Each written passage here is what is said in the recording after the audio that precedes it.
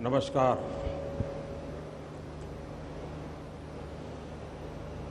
कार्यक्रम में उपस्थित गुजरात के मुख्यमंत्री श्रीमान भूपेंद्र भाई,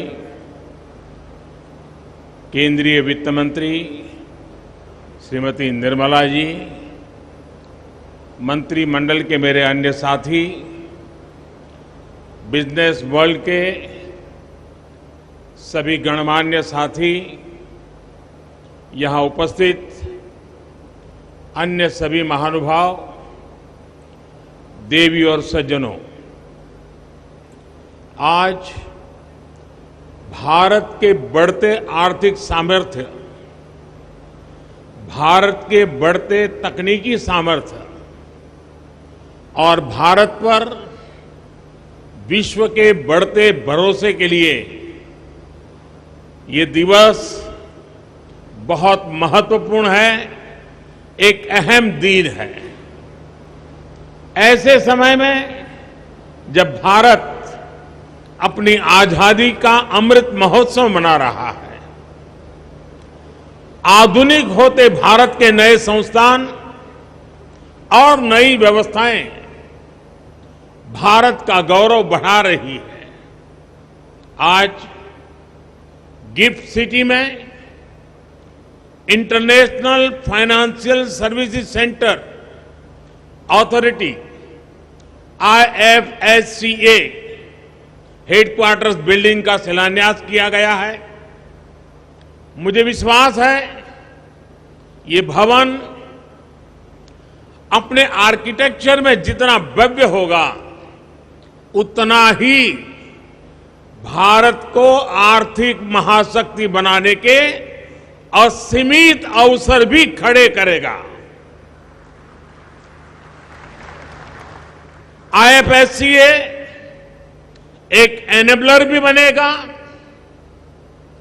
इनोवेशन को सपोर्ट करेगा और इस सबके साथ ग्रोथ अपॉर्चुनिटीज के लिए एक कैटालिस्ट का काम भी करेगा। गिफ्ट सिटी में NSE, IFSC, SGX कनेक्ट की लॉन्चिंग के जरिए आज ये शुरुआत हो रही है। साथियों, आज इंडिया इंटरनेशनल बुलियन एक्सचेंज उसको भी लॉन्च किया गया है। न्यू डेवलपमेंट बैंक के Indian original office, 3 foreign banks और 4 international trade financing service platform, इन सब के साथ अनेक महत्वपूर्ण पड़ावों को आज हमने पार किया है। इनसे 130 करोड़ देशवासियों के सामर्थ्य को आधुनिक वैश्विक अर्थव्यवस्था से जुड़ने में और मदद मिलेगी। भारत अब USA, UK और सिंगापुर जैसे दुनिया के उन देशों की कतार में खड़ा हो रहा है जहां से ग्लोबल फाइनेंस को दिशा दी जाती है। मैं इस अवसर पर आप सभी को और सभी देशवासियों को अनेक अनेक बधाई देता हूं। मैं विशेष रूप से सिंगापुर के अपने साथियों का भी अभिनंदन करता हूं, जिनके सहयोग से दोनों देशों के लिए संभावनाओं के आयाम खुल रहे हैं। साथियों, गुजरात में रहते हुए जब मैंने गिफ्ट सिटी की परिकल्पना की थी, तो वो केवल व्यापार, कारोबार या आर्थिक गतिविधियों तक सीमित नहीं था। गिफ्ट सिटी की परिकल्पना में देश के सामान्य मानवी की आकांक्षाएं जुड़ी हैं। गिफ्ट सिटी में भारत के भविष्य का विजन जुड़ा है, भारत के स्वर्णिम अतीत के सपने भी जुड़े हैं। मुझे याद है जनवरी 2013 में जब मैं गिफ्ट वन के इनॉग्रेशन के लिए यहां आया था, तब लोग इसे गुजरात की सबसे ऊंची बिल्डिंग कहते थे। कई लोगों के लिए यही इसकी पहचान थी। लेकिन गिफ्ट सिटी एक ऐसा आइडिया था जो अपने समय से भी बहुत आगे था।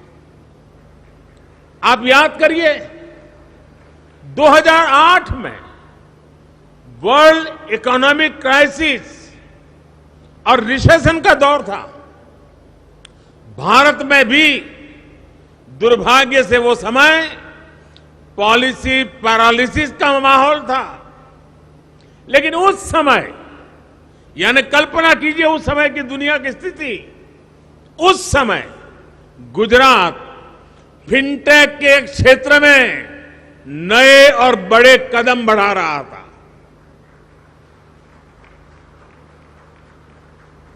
मुझे खुशी है कि वो आइडिया आज इतना आगे बढ़ चुका है। गिफ्ट सिटी कॉमर्स और टेक्नोलॉजी के हब के रूप में अपनी मजबूत पहचान बना रहा है। गिफ्ट सिटी वेल्थ और विजडम दोनों को सेलिब्रेट करता है।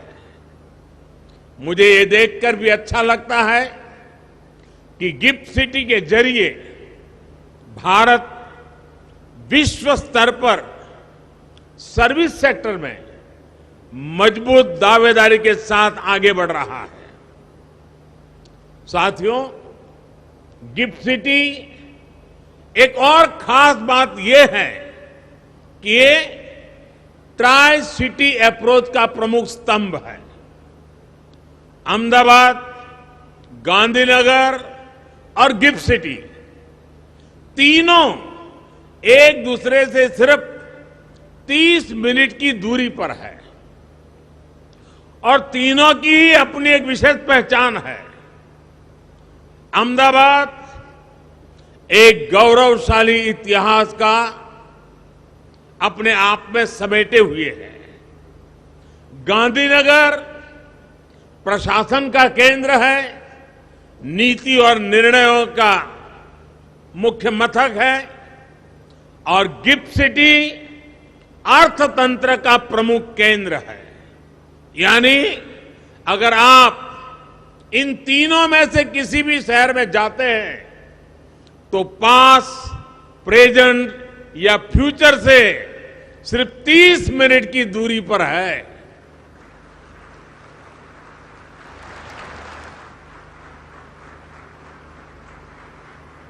साथियों, गिफ्ट सिटी से जुड़े initiatives ease of doing business और ईज ऑफ लिविंग की दिशा में हमारे प्रयासों का हिस्सा भी है।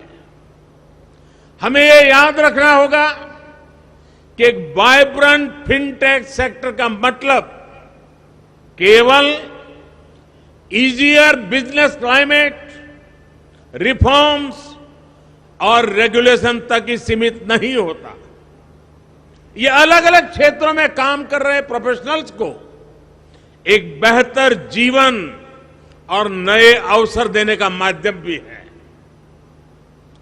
गिफ्ट सिटी एक ऐसी जगह बन रहा है जहां से नए नए आइडियाज निकल रहे हैं, वेल्थ क्रिएशन हो रहा है और दुनिया के सबसे बेहतर माइंड्स आकर यहां सीख रहे हैं, ग्रो कर रहे हैं। यानी गिफ्ट सिटी एक तरह से भारत के पुराने आर्थिक गौरव को प्राप्त करने का भी एक माध्यम बन रहा है। यहां इंडस्ट्री के जो दिग्गज है वो जानते हैं कि भारत के लोग सैकड़ों वर्षों से व्यापार और व्यवसाय के लिए पूरी दुनिया में जाते रहे हैं। दुनिया का ऐसा शायद ही कोई हिस्सा हो जहां भारतीय पहुंचे न हो। भारतीय व्यापारी इनोवेटिव फाइनेंसिंग टेक्निक्स उसका भी इस्तेमाल करते थे। मैं जिस जगह से आता हूं, मेरा जो जन्म स्थान है वडनगर, वहां खुदाई चल रही है और वहां भी खुदाई में प्राचीन काल के सिक्के मिल रहे हैं। ये इस बात का सबूत है कि हमारी व्यापारिक व्यवस्था और संबंध कितने व्यापक थे। लेकिन आजादी के बाद हम खुद ही अपनी विरासत को, अपनी इस ताकत को पहचानने से कतराने लग गए। संभवतः ये गुलामी और कमजोर आत्मविश्वास का असर था कि हमने अपने व्यावसायिक, सांस्कृतिक और दूसरे संबंधों को जितना हो सका सीमित कर दिया। लेकिन अब नया भारत इस पुरानी सोच को भी बदल रहा है। आज इंटीग्रेशन हमारे लिए सबसे बड़ा महत्वपूर्ण एजेंडा है। एक ग्लोबल मार्केट के साथ, ग्लोबल सप्लाई चेन्स के साथ तेजी से इंटीग्रेट कर रहे हैं और गिफ्ट सिटी भारत के साथ साथ ग्लोबल अपॉर्चुनिटी से जुड़ने का एक महत्वपूर्ण गेटवे है। जब आप गिफ्ट सिटी के साथ इंटीग्रेट करेंगे तो आप पूरे वर्ल्ड के साथ इंटीग्रेट करेंगे। साथियों, आज भारत दुनिया की सबसे बड़ी इकोनॉमीज में से एक है।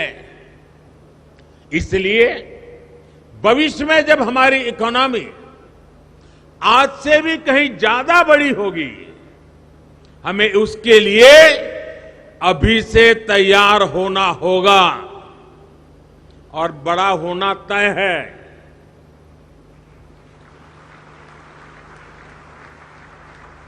हमें इसके लिए ऐसे इंस्टीट्यूशंस चाहिए जो ग्लोबल इकोनॉमी में हमारे आज के और भविष्य के रोल को कैटर कर सके।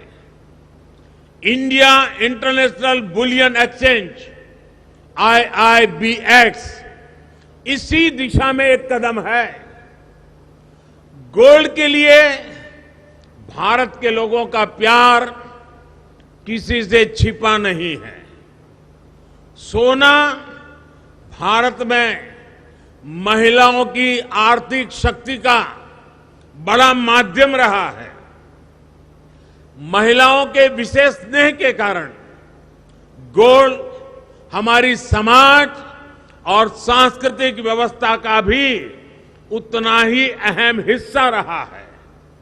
एक बड़ी वजह है कि भारत आज सोने चांदी के क्षेत्र का एक बहुत बड़ा मार्केट है।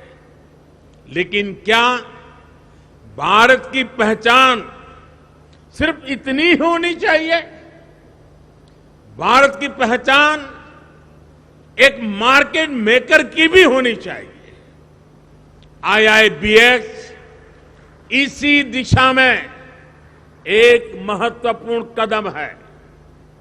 हमारी गोल्ड से जुड़ी इंडस्ट्री के प्लेयर्स को, खासतौर पर ज्वेलर्स को, ये विस्तार करने में मदद करेगा।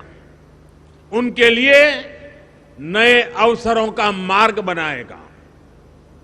वो डायरेक्ट और ट्रांसपेरेंट तरीके से सीधे बुलियन खरीद सकेंगे और इंटरनेशनल प्राइस डिस्कवरी में पार्टिसिपेट भी करेंगे। साथ ही IIBX एक्सचेंज के जरिए सीधे गोल्ड में ट्रेड करने के अवसर भी देगा। जैसे जैसे गोल्ड ट्रेडिंग की मार्केट ऑर्गेनाइज होगी, भारत में गोल्ड की डिमांड गोल्ड प्राइसेस को प्रभावित भी करेगी और निर्धारित भी करेगी। साथियों, आने वाले समय में भारत में जो कुछ भी होगा उसका प्रभाव पूरे विश्व पर पड़ेगा, उससे पूरी दुनिया को दिशा मिलेगी। हम लोकल एस्पिरेशन को भी महत्व देते हैं और ग्लोबल कोऑपरेशन का महत्व भी समझते हैं। एक और हम ग्लोबल कैपिटल को इसको लेकर वेलफेयर के लिए ला रहे हैं, तो दूसरी ओर हम लोकल प्रोडक्टिविटी को ग्लोबल वेलफेयर के लिए हार्नेस भी कर रहे हैं। आज भारत में रिकॉर्ड फॉरेन डायरेक्ट इन्वेस्टमेंट आ रहा है। ये इन्वेस्टमेंट देश में नए अवसर पैदा कर रहा है, युवाओं की आकांक्षाओं को पूरा कर रहा है। ये हमारी इंडस्ट्री को ऊर्जा दे रहा है, हमारी प्रोडक्टिविटी को बढ़ा रहा है। और ये प्रोडक्टिविटी केवल भारत की ही ताकत नहीं बन रही, इसका लाभ पूरे विश्व को हो रहा है। ये बात सही है कि आज जो इन्वेस्टर्स भारत में इन्वेस्ट कर रहे हैं, वो अपने इन्वेस्टमेंट पर अच्छे रिटर्न्स कमा रहे हैं, लेकिन इसके प्रभाव, इससे जुड़ी संभावनाएं इससे भी कहीं ज्यादा व्यापक है।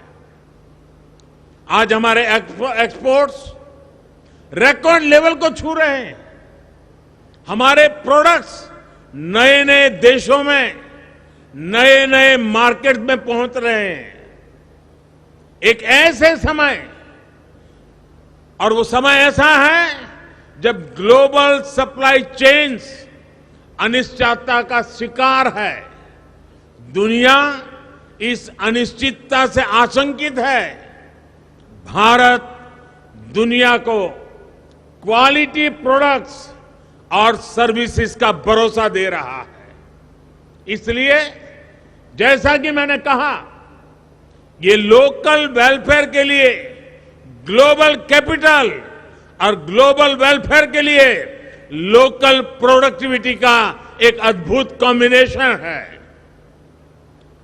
गिफ्ट सिटी से जुड़े सभी इंस्टीट्यूशंस इस बॉन्ड को और मजबूत करने का काम करेंगे। यहां कई इंस्टीट्यूशंस ऐसे हैं जिनके पास ग्लोबल फुटप्रिंट्स भी है और लोकल कनेक्ट भी है। साथियों, नए भारत के नए संस्थानों से, नई व्यवस्थाओं से मेरी बहुत सी अपेक्षाएं भी है और आप पर मेरा पूरा भरोसा भी है। आज 21वीं सदी में फाइनेंस और टेक्नोलॉजी एक दूसरे के साथ जुड़े हुए हैं, और बात जब टेक्नोलॉजी की हो, बात साइंस और सॉफ्टवेयर की हो, तो भारत के पास एज भी है और एक्सपीरियंस भी है। आज रियल टाइम डिजिटल पेमेंट्स में पूरी दुनिया में 40% हिस्सेदारी अकेले भारत की है।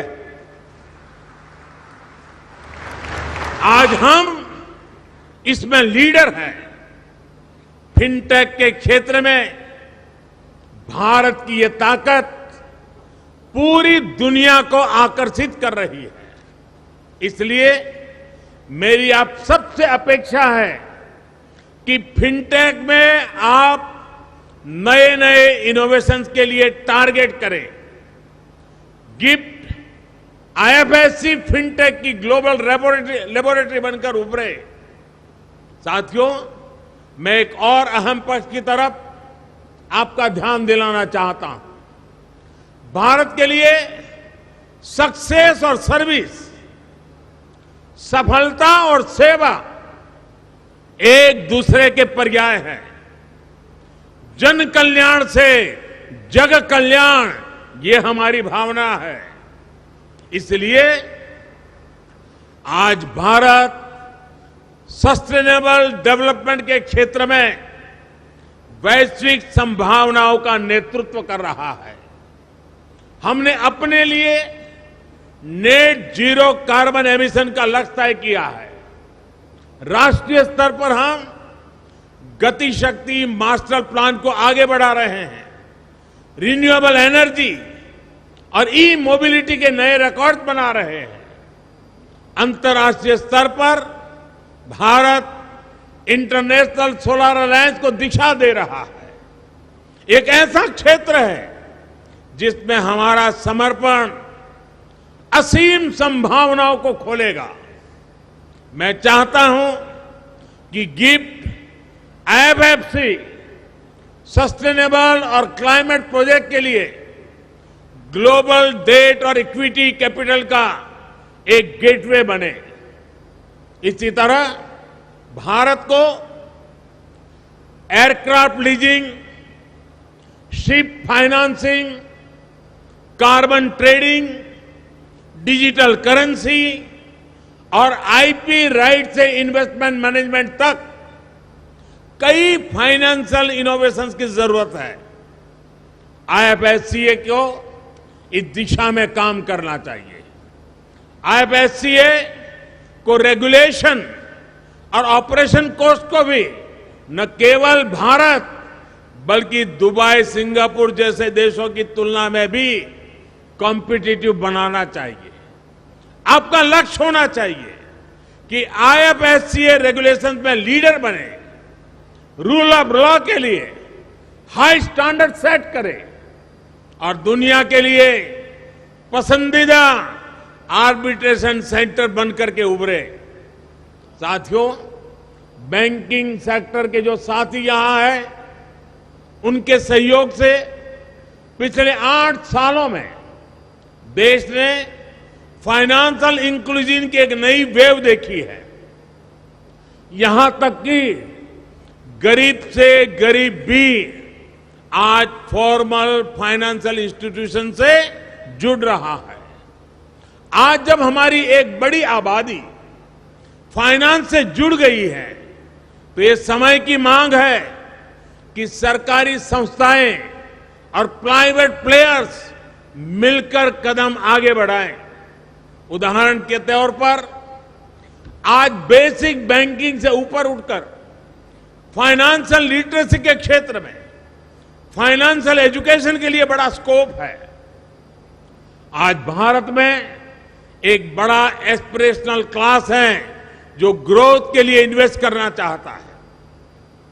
अगर उनके लिए ऐसे फाइनेंशियल कोर्सेज हो जो उन्हें अलग अलग फाइनेंशियल इंस्ट्रूमेंट्स और उनके फ्यूचर्स इसके बारे में सिखा सके, तो इससे उन्हें बहुत हेल्प मिलेगी। एक उदाहरण म्यूचुअल फंड्स का भी है। एसोसिएशन ऑफ म्यूचुअल फंड्स के मुताबिक 2014 में भारत में म्यूचुअल फंड इंडस्ट्री की एसेट्स अंडर मैनेजमेंट करीब 10 लाख करोड़ थी। इन 8 सालों में जून 2022 तक ये 250% बढ़कर 35 लाख करोड़ हो गई है।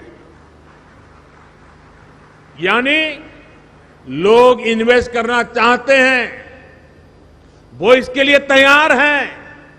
हमें चाहिए कि हम उनके लिए एजुकेशन और इंफॉर्मेशन इंश्योर करें। मैं तो कहूंगा कि हमारे फाइनेंशियल इकोसिस्टम को नॉन फाइनेंस कॉलेज के साथ टाई अप करना चाहिए, युवाओं को एजुकेट करना चाहिए। आखिरकार ये युवा ही हैं जो आने वाले समय में अर्नर्स और इन्वेस्टर्स बनेंगे। इन कोर्सेज में लोगों का भरोसा पैदा हो, इसके लिए उन्हें नॉन फॉर प्रॉफिट मोड पर चलाया जाना चाहिए। गिफ्ट सिटी भी प्राइवेट प्लेयर्स के कामकाज को देखकर इसके लिए एक अच्छा रोड मैप और ग्राउंड रूल्स तैयार करने पर काम कर सकता है। इस साल बजट में गिफ्ट सिटी में फॉरेन यूनिवर्सिटीज को लेकर जो घोषणा हुई है, उससे भी इसे मदद मिलेगी। साथियों, मुझे विश्वास है कि आप देश के सामर्थ्य का पूरा सदुपयोग करेंगे और अमृत काल में देश की अपेक्षाओं पर खरा उतरेंगे। इसी भावना के साथ आप सभी का बहुत बहुत धन्यवाद। मैं गुजरात सरकार का भी धन्यवाद करूंगा कि गिफ्ट सिटी के इतने बड़े मिशन में गुजरात सरकार की नीतियां बहुत ही पूरक और पोषक बन रही है और इसके लिए भी मैं गुजरात सरकार के सभी इनिशिएटिव्स को उसकी सराहना करता हूं। गुजरात के मुख्यमंत्री जी का अभिनंदन करता हूं। यहां मैं देख रहा हूं जेम्स और ज्वेलरी की दुनिया के लोग भी बड़ी मात्रा में नजर आ रहे हैं। मुझे पूरा विश्वास है कि इस अवसर को वो भली भांति समझते हैं। उनके लिए कितना बड़ा अवसर पैदा हुआ है, उसका अंदाज उनको भली भांति आता है और उसका लाभ वे बहुत भरपूर उठाएंगे। इस विश्वास के साथ मैं फिर एक बार आपको बहुत बहुत धन्यवाद देता हूं, बहुत बहुत शुभकामनाएं देता हूं। धन्यवाद। विक्रमी पुरुष